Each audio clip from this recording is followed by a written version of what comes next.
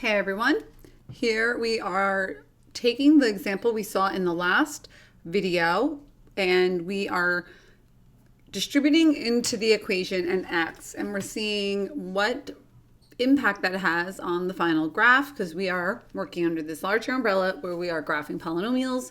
If you are starting at this video, I suggest that you go back and watch the first one in the playlist, and especially after that, I would say watch the one right before this one. So that would be y equals x cubed minus 4x is the first video, and the most recent one is just the function x squared plus 11x plus 30. But if you're caught up and you're ready to go, let's get into it.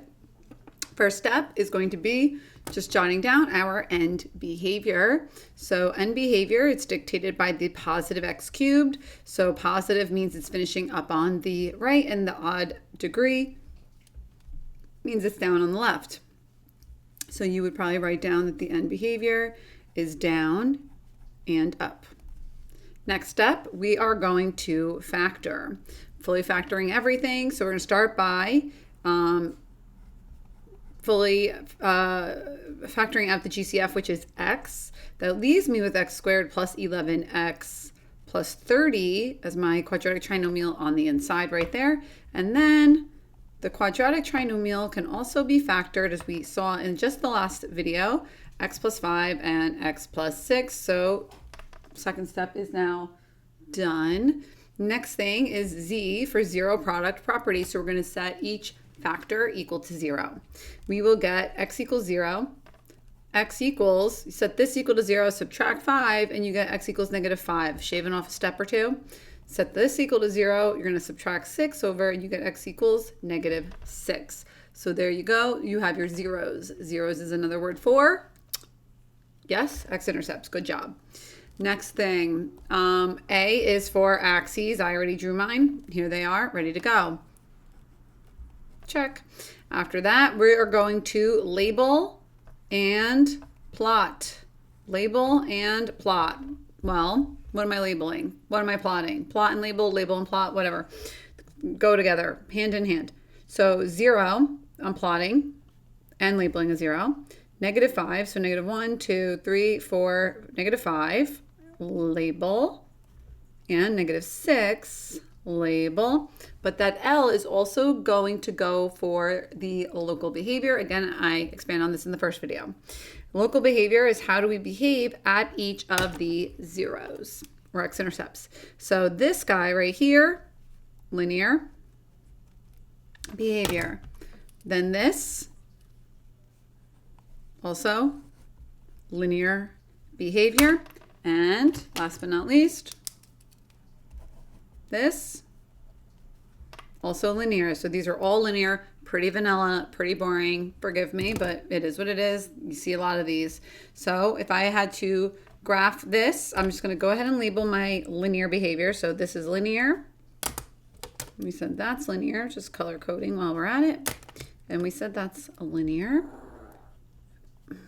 This guy, he's so feisty today. Sir, you need to behave. We said our end behavior is up on the right, okay, and up on the left. And what is our insurance policy to make sure we're less likely to have a mistake? Do you remember what the insurance is? How do you ensure fewer mistakes? You start your graph on the right side with where the graph finishes. We work our way backwards. So I'm going to go to here, go to the x-intercept. That's a horrible pen.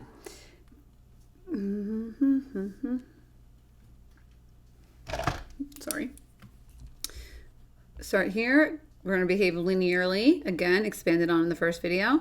Smooth, continuous, because it's a polynomial. Got to keep moving. Now plan ahead a little bit so you don't make it too wonky. So it's going to cut pretty straight through. No curving at the x-intercept, but we got to still turn around. Don't make this sharp. And pretty straight through. It's not quadratic because it's not the vertex of a little u at the x-intercept. And then this finishes pointing down. Now, is that correct? Should my left side be pointing down? Yes, it should. Winner, winner, chicken dinner. So compare this one to the last example, and all we did was distribute an x to the problem. And I could just kind of pull this back over here. The last one was instead this equation, and it gave us this graph. Do you see? So my right side is still pointing up in both cases. I have an extra x-intercept. Can I help you? What? You didn't eat it. He still has his cookie. If you know about the cookie from the last example, he's just like tossing it around, and now he likes it when I like make him work for it. He likes to play, and he wants me to take it and throw it away for him, like across the room. So we'll get to that. Done. End of this one. So if you like playing with your puppy, give the video a thumbs up for puppies and polynomials today. And pajamas. He's wearing his ducky pajamas. Did you see them in the other videos? They're very cute. He loves them. So click through for the next example or jump into the playlist if you want to look there. And I hope you're feeling smarter. I know that Dallas feels smarter. He's loving it. And yeah, see you in the next one. Sorry I'm rambling. I don't know. Bye.